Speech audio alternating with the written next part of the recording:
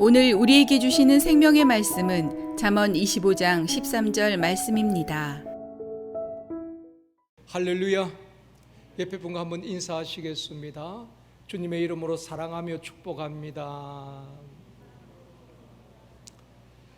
다시 한번요, 이 시간 은혜 받읍시다. 지금 코로나로 인해서 많은 국민들이 힘들어하고 또 계속되는 폭염과 열대야로 인하여서 밤에도 잠을 제대로 자지 못하는 분들도 많이 있습니다. 어떤 분이 열대야라는 주제로 그것을 풍자해서 그림을 제게 톡으로 보내주셨는데, 그림을 보면서 잠깐이라도 좀 웃을 수 있었으면 좋겠습니다. 첫 번째 그림을 한번 보여주시죠. 열대야인데 이렇게 곤장을 맞으면서 버티자, 그래봤자 열대다. 열대야. 두 번째 그림요, 열대야를 대야 10개로 이렇게 열대야잖아요. 그렇게 표현을 했더라고요. 또 어떤 분은 제게 수박을 배달해 주셨는데 이 수박을 배달해 주셨어요. 엄청 크지요. 그림 하나 더 보여드릴게요.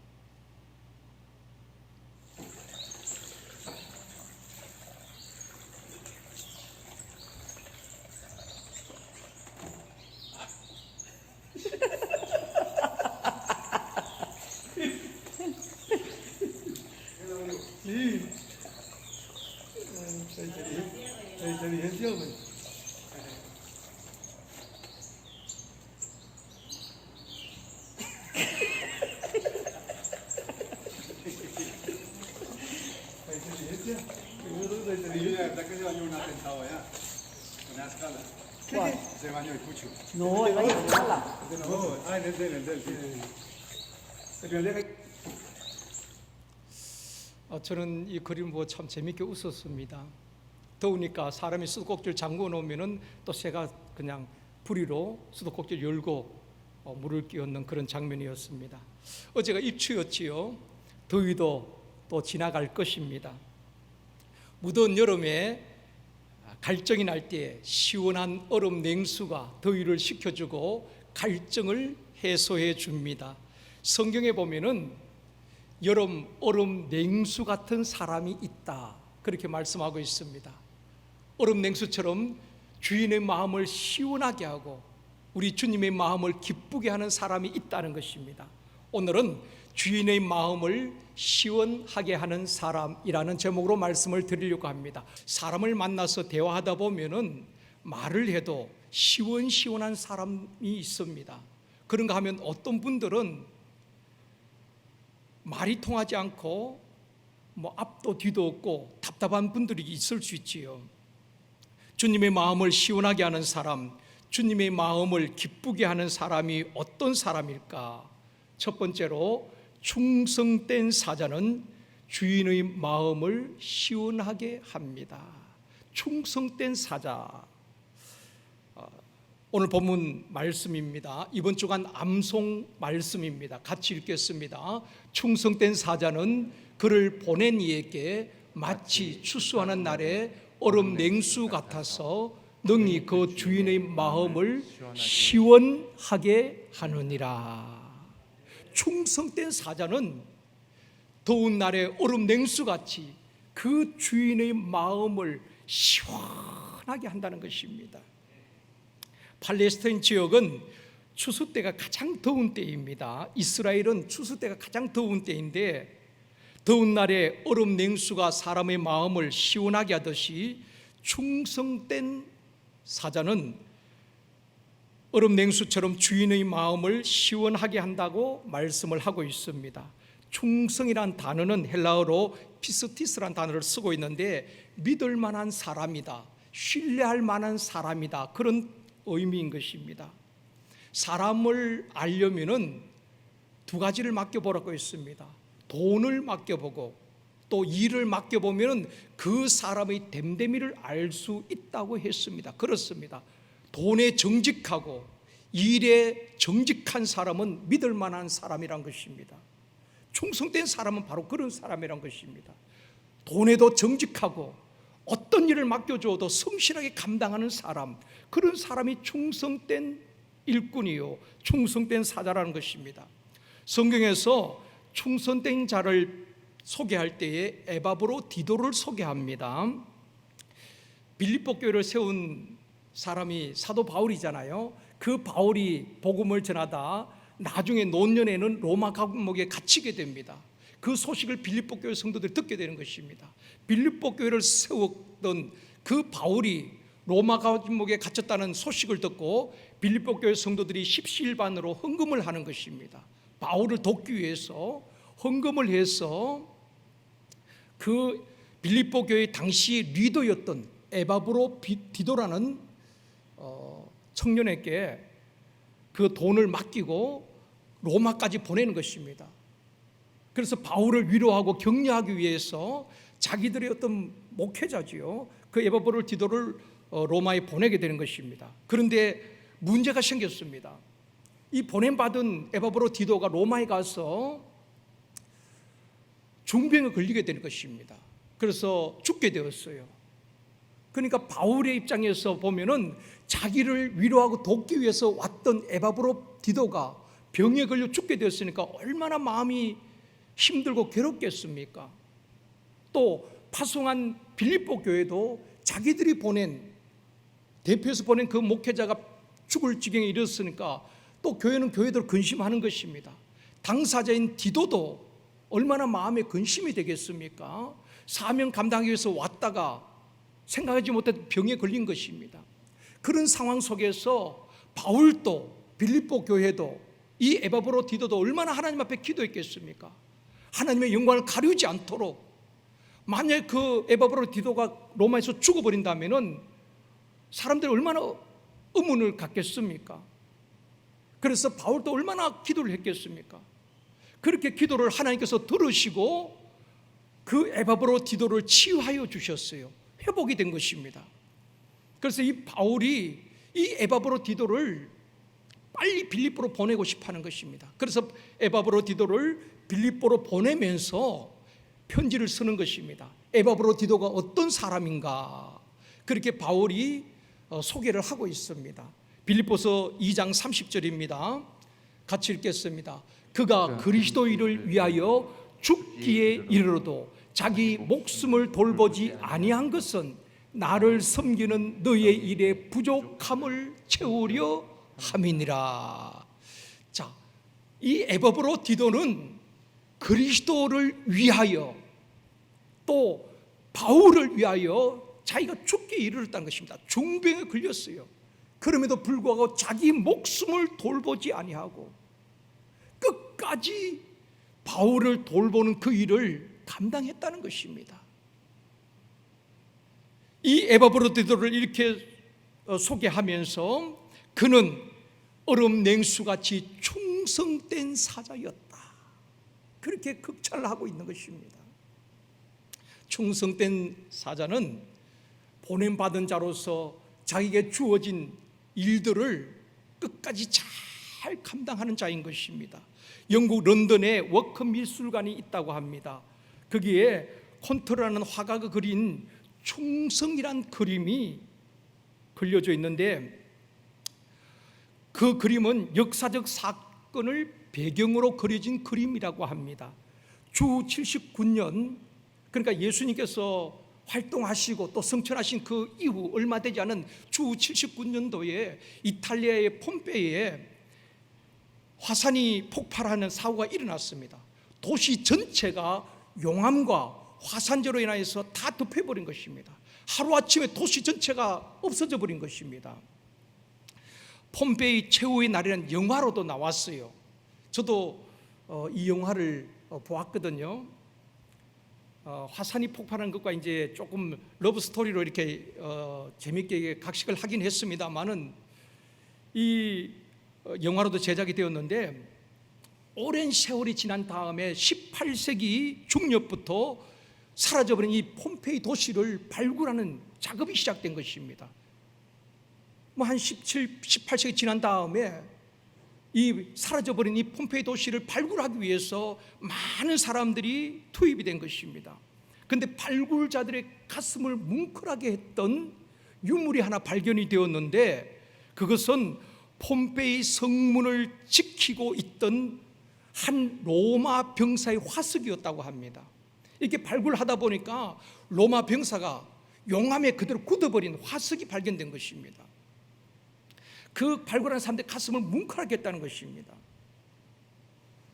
화산이 폭발했을 때 모든 사람들이 필사적으로 그 성문을 막 빠져나가는 것입니다. 도망을 가지요. 그런 상황 속에서 성문을 지키고 있던 한 로마 병사는 용암이 밀려오는 죽음의 공포 속에서도 부동 자세로 그 자리를 이탈하지 않고 창을 들고 성문에서 그 용암을 다 맞는 것입니다. 그리고 굳어버린 화석이 된 것입니다. 폼페이 최후의 날이라는 책에 보면은 이렇게 기록하고 있습니다. 그는 온몸에 용암을 뒤집어 쓰고 화석이 되었다. 왜냐하면 그 자리를 포기해도 좋다는 상부의 명령이 없었기 때문이다. 그렇게 기록을 하고 있어요. 그 성문을 지키는 병사가 용암이 밀려오고 사람들은 필사적으로 성문을 도망을 가지만은 상부로부터 그 성을 포기하고 빨리 도망가라는 지시가 없었기 때문에 끝까지 그 성문을 지키다 용암을 뒤집어서 화석이 되었다는 것입니다. 여러분, 이것이 충성이란 것입니다. 명령이 없는 한 그 자리를 움직이지 않는 것입니다. 또 명령이라면은 생명 걸고 그 사명을 완수하는 것입니다. 그래서 이 콘톨라라는 화가는 이 병사를 모델로 해서 그림을 그리게 된 것입니다. 그리고 그 아래 제목을 충성이라고 붙인 것입니다. 사랑하는 성도 여러분, 목숨이 위태로운 상황 속에서도 자신이 해야 할 일을 성실하게 감당하는 사람, 자신이 있어야 할 그 자리를 끝까지 지키는 사람, 이것이 바로 충성된 사람이요, 그런 충성된 일꾼이 더운 날 여름 얼음 냉수처럼 주인의 마음을 시원하게 하는 사람이요, 하나님께서 이 시대에 그런 충성된 일꾼을 찾고 계시는 줄 믿습니다. 내 형편에 따라서 사명을 저버리는 것이 아니라 주님이 명하신 그 사명 앞에서 생명 걸고 끝까지 그 자리를 지키다 순교하는 한이 있어도 그 자리를 지키는 사람이, 예배의 자리를 지키고 기도의 자리를 지키는 사람이 충성된 자가 아니겠습니까? 묵묵히 맡겨진 자리에서 사명을 감당하며 주님이 신뢰하고 믿을 만한 충성된 일꾼이 되어서 이 시대에 주님의 마음을 시원하게 해드리는 저와 여러분이 되어지기를 주님의 이름으로 축원합니다. 고린도전서 16장 17절 18절 말씀 같이 읽겠습니다. 내가 서데바나와 버드나도와 아가이고가 온 것을 기뻐하노니 그들이 너희의 부족한 것을 채웠음이니 그들이 나와 너희 마음을 시원하게 하였으니 그러므로 너희는 이런 사람들을 알아주라. 서데바나, 버드나도, 아가이고 이런 사람은 우리에게 잘 알려진 인물은 아닙니다. 그러나 고린도 교회 성도들과 바울의 마음을 시원하게 했던 사람이라고 소개하면서 이런 사람들을 알아주라, 이런 사람들이 교회 안에 귀한 사람이라고 소개를 하고 있는 것입니다. 마음을 시원하게 한다는 의미는 이런 뜻입니다. 사람을 위로하고 평안을 주고 생기를 준다는 그런 의미를 담고 있거든요. 바로 스데바나, 버드나도, 아가이고 이런 사람이 무명이지만은 주변 사람들의 마음을 시원하게 하고 위로하고 평안을 주고 생기를 주었던 그런 사람이란 것입니다. 코로나와 무더위로 지쳐있는 주변 분들에게, 또 이웃들에게, 직장에서 동료들에게 그들의 마음을 더 답답하게 하고 더 힘들게 하는 것이 아니라 위로를 주고 똑같은 힘든 상황 속에서도 그리스도인이기 때문에 하나님의 은혜를 입은 저와 여러분들이 그들을 위로하고 평안을 주고 생기를 주고 용기를 주고 소망을 줄 수 있는 그런 사람이 이 시대에 필요하지 않겠습니까? 모든 사람들이 죽겠다 안 된다 힘들어한 때에 그런 주변 사람들의 마음을 시원하게 하는 저와 여러분이 되어지기를 주님의 이름으로 축원합니다. 두 번째로, 그러면 누구에게 충성을 해야 하느냐는 것입니다. 나는 사람에게 충성하지 않는다는 어떤 정치인의 말이 이슈가 된 적이 있지요. 우리는 누구에게 충성해야 됩니까? 오늘 성경에서 말씀하고 있습니다. 13절 말씀입니다. 다시 읽겠습니다. 충성된 사자는 그를 보낸 이에게 마치 추수하는 날의 얼음 냉수 같아서 능히 그 주인의 마음을 시원하게 하느니라. 우리는 누구에게 충성해야 되냐? 우리를 보낸 이. 우리를 보낸 이가 누구입니까? 우리를 택하시고 부르시고 우리를 보낸 분이 예수 그리스도인 줄 믿습니다. 충성된 사자란 말은 이런 의미입니다. 옛날에 왕의 명령을 받고 다른 나라에 가서 외교 문제를 해결하는 사람을 사자라고 말합니다. 또 사신이라고도 말하지요. 지금 또 대통령이 특사를 보냅니다. 각 나라에 어떤 문제가 있을 때에 대통령이 직접 갈 수는 없지만은 특사를 보냅니다. 특사를 어떤 사람을 보내겠습니까? 대통령이 가장 신뢰할 수 있는 사람, 믿을 만한 사람, 대통령의 마음을 잘 알고 그 뜻을 잘 전달할 수 있는 사람을 특사로 보내는 겁니다.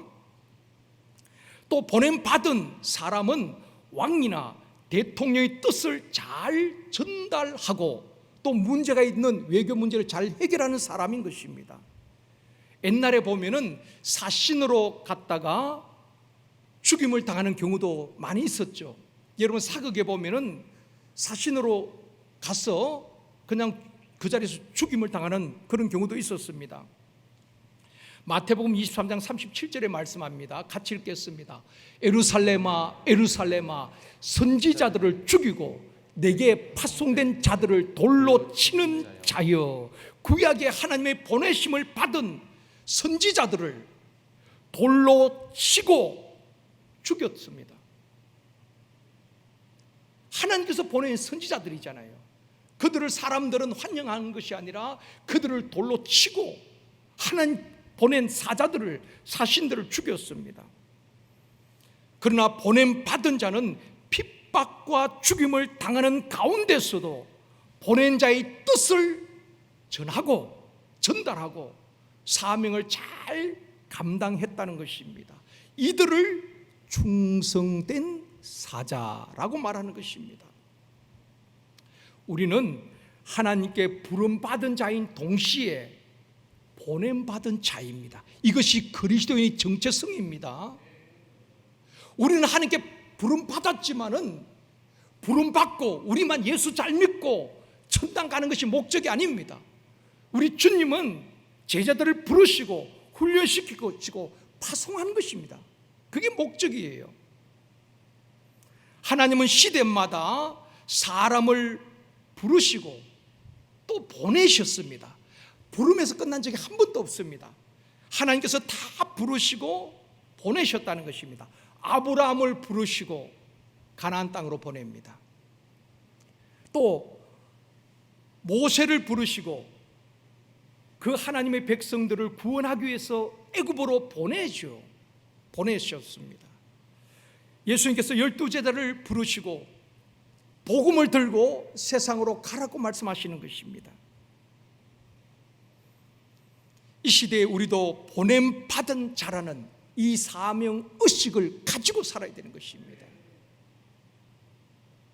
성도들이 사명 의식이 없으니까 자신의 어떤 사람인가, 나는 누구인가, 나는 무엇을 해야 돼, 그걸 모르니까 교회 안에서 다투고 거짓말하고 험담하고 비난하고 같이 무너지는 거예요. 그럴 시간이 없습니다. 여러분, 하나님께 부름받은 저와 여러분들은 은혜 받고 성령 충만해서 또 세상으로 가야 하는 것입니다.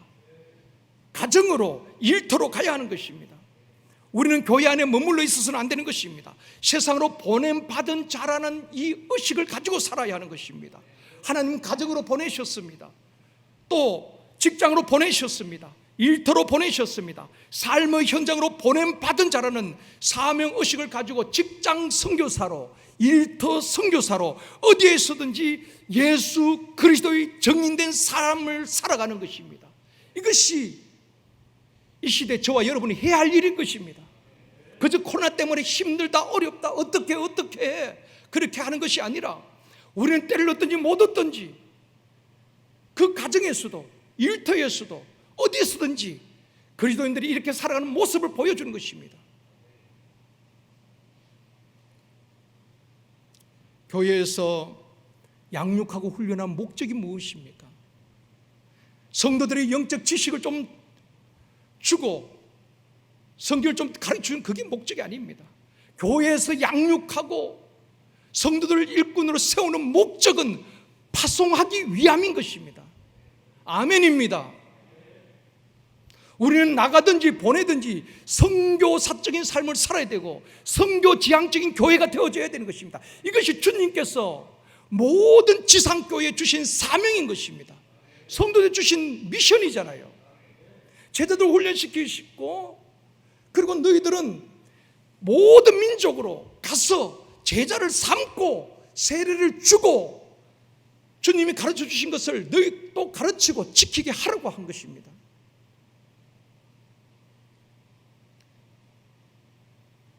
그 사명을 감당할 때에, 우리를 보낸 주님이 그 주신 사명을 감당할 때에 우리 주님이 기뻐하시고 우리 주님의 마음을 시원하게 해드릴 수 있다는 것입니다. 성경에 보면은, 사도행전에 보면은 성령행전, 교회행전이라고 말합니다. 사도행전 2장에 성령을 받고 난 다음에 여러분 얼마나 아름답습니까? 성도들이 서로 유무상통합니다. 니것 내것 따지지 아니하고 서로 사도들 발 앞에 가져다 놓고 어려운 사람, 가난한 사람에게 나누어 줍니다. 그야말로 참 너무 아름다운 모습이지요. 표적과 기사들이 일어납니다. 병든 자들이 뻘떡뻘떡 일어납니다. 복음을 듣고 수많은 사람들이 예수 믿겠다고 예루살렘 교회로 몰려옵니다. 사도행전 7장까지는 이 복음이 예루살렘에 머물러 있어요. 그런데 주님께서 성령을 보내주신 목적을 사도행전 1장 8절에서 말씀하고 있지요. 성령 임하면 권능을 받고 예루살렘뿐 아니라 온 유대와 사마리아와 땅끝까지 이르러 내 정인이 되라 그랬거든요. 그런데 그 말씀을 주셨지만은 이 초대교회 성도들은 예루살렘에 머물러 있는 것입니다. 서로 자기들끼리 나누고 우리끼리만 좋은 것입니다. 그러나 주님의 뜻은 그게 아니었습니다. 이 복음이 예루살렘에 머물러 있지 아니하고 유대로, 사마리아로 퍼져나가야 되는 것입니다. 그래서 사도행전 8장을 딱 열면은 예루살렘 교회에 큰 박해가 있었더라. 사도들 외에는 다 흩어지게 되는 것입니다. 온 유대로, 빌립집 사는 사마리아로, 구브레로, 구레네로, 안디오로 가는 곳마다 복음을 전하게 되는 것입니다. 하나님의 뜻이 이루어지지요. 그래서 모여있는 교회가 아니라 흩어지는 교회로, 이것이 교회의 모습이 되어져야 되는 것입니다. 온 유대로 사마리아로 흩어질 때에 성령이 강력하게 그들에게 임하게 되는 것입니다. 역사가 막 일어나게 되지요. 사마리아 성이 완전히 변화되어지는 것입니다. 안디옥이 완전히 바뀌어지는 것입니다. 사랑하는 성도 여러분, 우리는 교회에 모이기를 힘써야 합니다. 아멘이지요. 교회에 모이기에 힘써야 하지만 또 보냄받은 자로서 흩어지는 교회가 되어져야 되는 것입니다. 우리 교회를 다 떠나가지고 뭐 뿔뿔이 다른 교회로 흩어져라, 그 말이 아닙니다. 우리가 이 교회, 제일선도교회는 이 공동체에서 훈련받고 성령 받고 충만하여서 흩어져야 되는 것입니다. 가정으로, 직장으로, 일터로 모임과 흩어지면 이 기능이 잘 이루어져야 되는 것입니다. 그 교회가 건강한 교회란 말입니다. 우리끼리만 모여서 우리끼리만 좋은 교회가 아닙니다, 여러분. 그 다음에 흩어져야 되는 것입니다. 한 주간 동안 교회에 모이는 것은 주일입니다. 그렇지만 우리가 흩어져 있는 시간들이 더 많아요. 어디에 가든지 이 어려운 시대에도 그리스도인들은 오직 하나님을 바라보고 이렇게 살아간다는 것을 보여줘야 되는 것입니다. 모든 사람이 불안에 떨고 있어도 두려워하지만은 담대하게 하나님의 뜻을 위하여 기도하면서 불신자와 다른 모습들이 우리 속에서, 삶 속에서 나타나야 되는 것입니다. 굳이 예수 믿으라고 하지 않아도 그들이 우리의 모습을 보고 믿는 사람은 이 상황 속에서도 저렇게 담대하구나. 그것이 정인된 삶을 살아가는 것입니다. 이처럼 모이는 교회, 또 흩어지는 교회, 이 기능을 잘 하는 교회가, 즉 주님의 주신 사명을 잘 감당하는 교회가 충성된 교회예요. 충성된 사자라는 것입니다. 코로나를 핑계해서 전도 못한다, 그것은 이유가 될 수가 없습니다. 초대교회에 지금보다 더 쉬웠을까요? 그때는 복음 전하다 죽임을 당합니다. 감옥에 갇힙니다. 불이익을 당합니다. 그러면서 그들은 전도하는 걸 멈추지 않았어요. 예수 그들을 전가하는 걸 멈추지 않았습니다.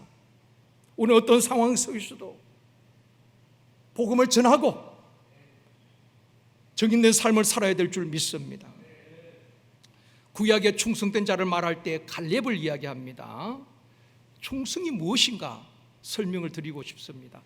여호수아 14장 8절 말씀입니다. 같이 읽겠습니다. 나와 함께 올라갔던 내 형제들은 백성의 간담을 높게 하였으나 나는 내 하나님 여호와께 충성하였습니다. 누구에게 충성했어요? 갈렙은 내 하나님 여호와께 충성하였다. 나를 보낸 그분께 충성했다 하는 이야기입니다. 모세가 12명의 정탐꾼을 보냈지요. 10명은 백성들의 간담을 높게 했다는 것입니다. 그리고 백성들 전체를 완전히 수렁에 몰아넣었어요. 그러나 여호수아와 갈렙은 달랐습니다. 10명의 정탐꾼과 여호수아와 갈렙의 차이가 무엇일까요? 10명의 정탐꾼은 하나님의 약속의 말씀을 믿지 아니하고 눈에 보이는 견고한 성읍, 또 그 키 큰 아낙 자손들만 보았던 것입니다. 그러니까 하나님이 보이지 않아요. 그러나 여호수아와 갈렙은 하나님의 약속의 말씀을 믿고 붙잡았기에 오직 그 아낙 자손이 아니라 그 너머에 있는 가나안을 바라보게 된 것입니다. 여러분, 코로나가 우리 앞에 언제 끝날지 모르고 버티고 있지만, 홍해처럼 여리고성처럼 있지만 우리는 그 너머를 보아야 되는 것입니다. 그리고 준비해야 하는 것입니다. 하나님의 뜻 없이 우연히 일어난 일은 아닐 것입니다. 하나님은 분명 이 지구촌에 주는 메시지가 있을 것이고, 우리 교회마다 주는 메시지가 있을 것입니다. 우리 각자에게 주는 메시지가 있다는 것입니다. 여호수아 14장 9절에도 말씀합니다. 같이 읽습니다.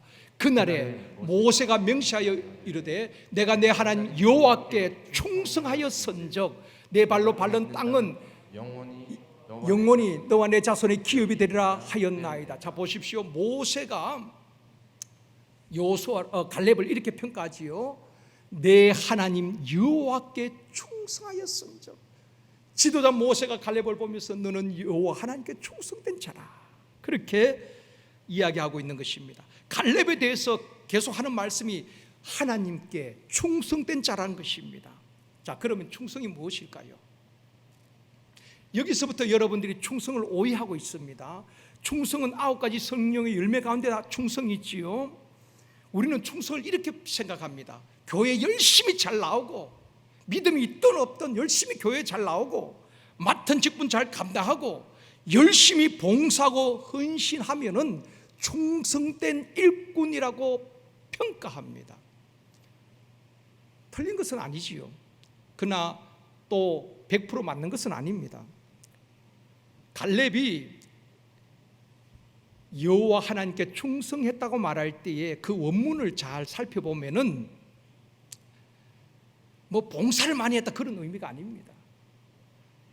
여호와 하나님을 온전히 쫓았다, 이것이 충성의 의미를 그 원문으로, 원어상으로 그 의미를 담고 있는 것입니다. 하나님을 온전히 쫓았다는 것입니다. 하나님과 멀어진 것이 아니라 하나님을 붙쫓아갔다는 것입니다.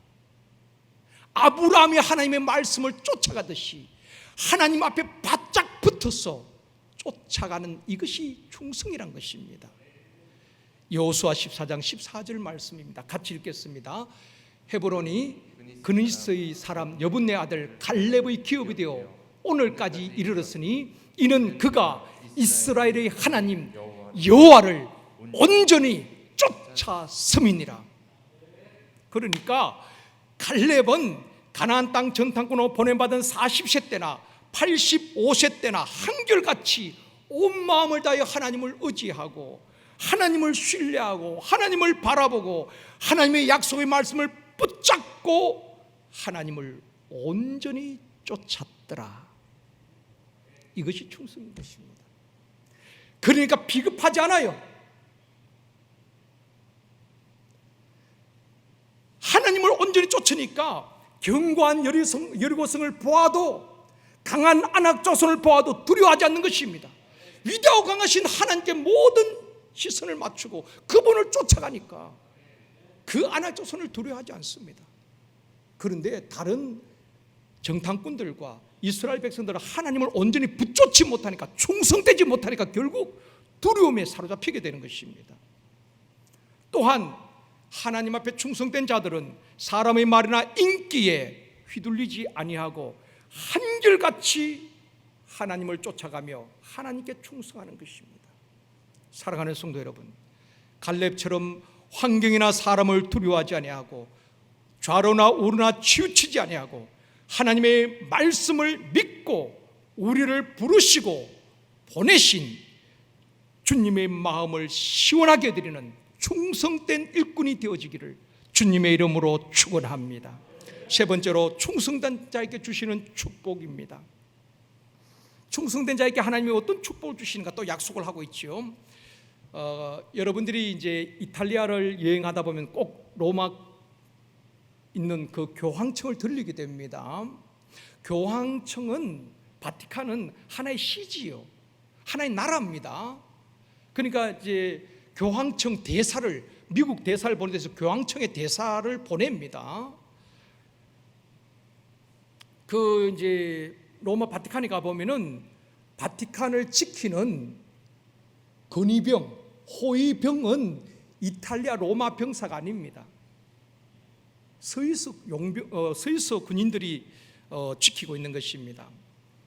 스위스는 뭐 우리나라보다 훨씬 작잖아요. 인구도 그렇고 면적도 그렇고 작은 나라지만은 스위스 사람은 충성되기로 이름난 민족이기도 합니다.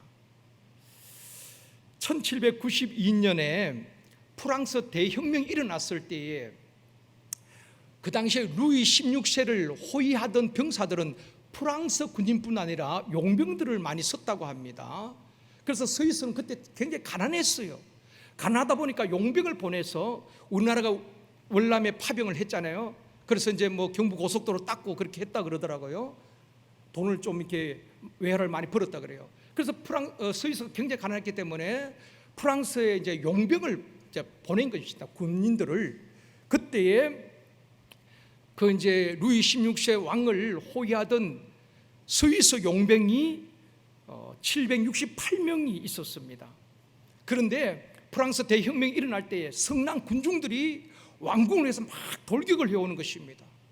그때 왕을 지키고 있던 프랑스 근위병들과 모든 시위 병사들이 다 도망갔다는 것입니다.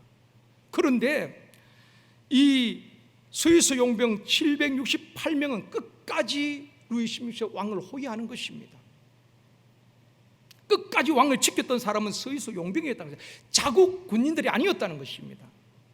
그때 루이 16세는 그 군중들이 막 밀려올 때에 스위스 용병 대표들에게 그렇게 이야기했다는 것입니다. 너희들은 프랑스 국민도 아니고 헛되이 목숨을 버리지 말고 스위스로 돌아가라.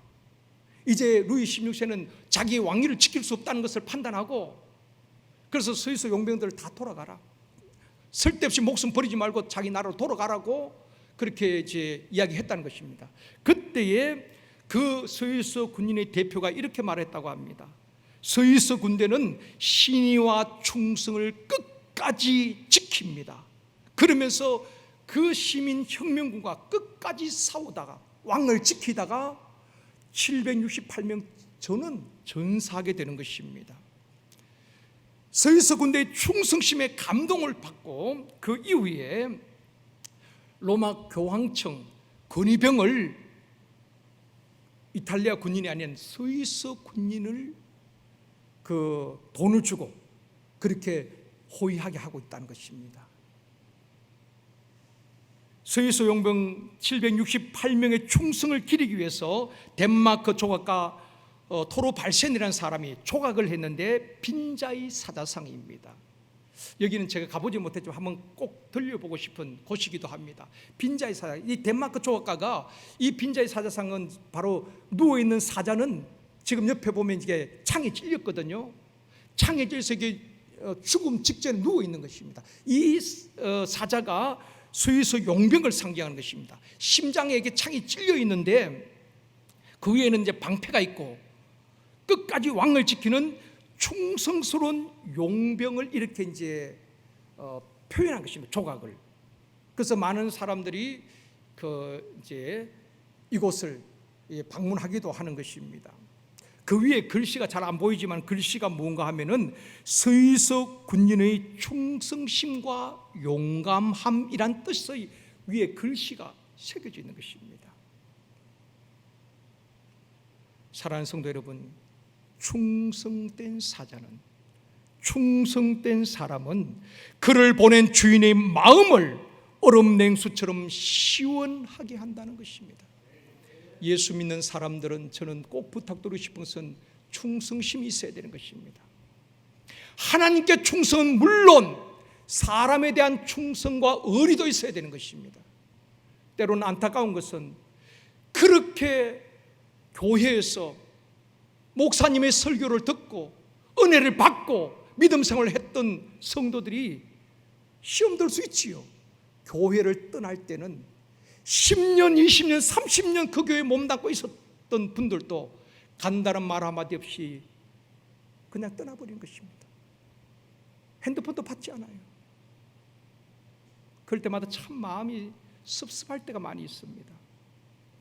물론 그분들이 어떤 이유로 떠날 이유는 있겠지요. 예수 믿는 사람이 의리가 있어야지요. 그동안 받은 은혜가 있다면은 내가 이렇게 섭섭해서 떠납니다. 떠날 수 있어요.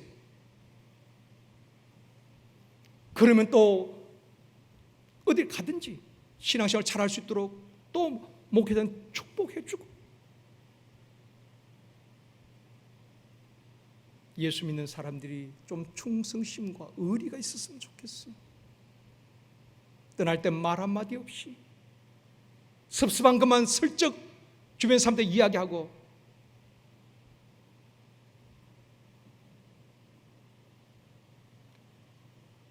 성경이 이렇게 말씀합니다.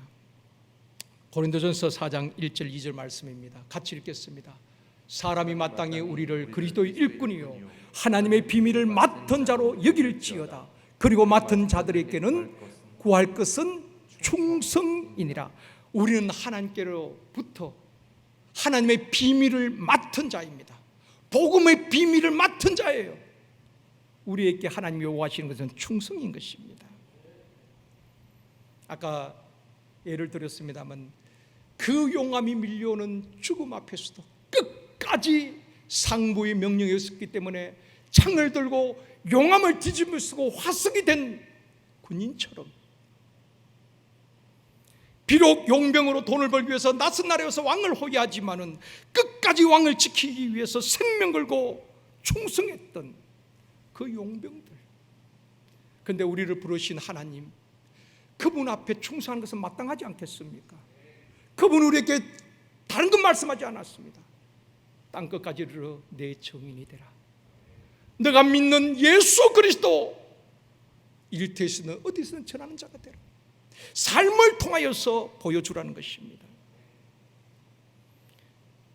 생명 걸고 예수를 믿고 예배를 드리고 맡은 사명 끝까지 감당하여 충성할 때에 우리를 보내신 주님께서 기뻐하시고 또 주님의 마음을 시원케 해드리게 되는 것입니다. 그리고 그런 충성된 자에게 약속하신 축복이 있습니다. 마태복음 25장 23절 말씀 같이 읽습니다. 그 주인이 이르되 잘하였도다 착하고 충성된 종아, 내가 적은 일에 충성하였으며 내가 많은 것을 내게 맡기리니 내 주인의 즐거움에 참여할지어다. 내가 충성하였으니 내가 많은 것을 내게 맡기고 내 주인의 즐거움에 참여할지어다. 누가복음 19장 17절에도 말씀합니다. 같이 읽습니다. 주인이 이르되 잘하였도다 착한 종이여, 내가 지극히 작은 것에 충성하였음에 열골 권세를 차지하라. 충성된 자에게 열골 권세를, 하나님의 능력을 부어주시는 것입니다. 요한계시록 2장 10절 말씀입니다. 같이 읽습니다. 너는 장차 받을 고난을 두려워하지 말라. 볼지어다 마귀가 장차 너희 가운데서 몇 사람을 옥에 던져 시험을 받게 하리니 너희가 10일 동안 환난을 받으리라. 내가 죽도록 충성하라. 그리하면 내가 생명의 관을 내게 주리라. 환난 가운데서도, 죽음 앞에서도, 고난 앞에서도 끝까지 충성할 때에 생명의 멸류관을 우리 하나님께서 약속하고 있습니다. 말씀을 맺겠습니다. 사랑하는 성도 여러분, 마음이 답답하고 육체적으로 지쳐있는 이 시대에 성령의 생수를 우리 모두에게, 우리 심령 속에 부어주시고 우리 심령 속에 은혜의 강물이, 성령의 생수가 강같이 흘러 넘치기를 원합니다. 그리하여서 주변에 있는 사람들에게 위로하고 평안을 주고 생기를 주며 얼음 냉수처럼 우리를 부르시고 보내신 우리 주인 되신 주님의 마음을 시원하게 해드릴 뿐 아니라 주변 사람들의 마음을 시원하게 해드리는 충성된 사자, 충성된 일꾼 되어지기를 주님의 이름으로 축원합니다.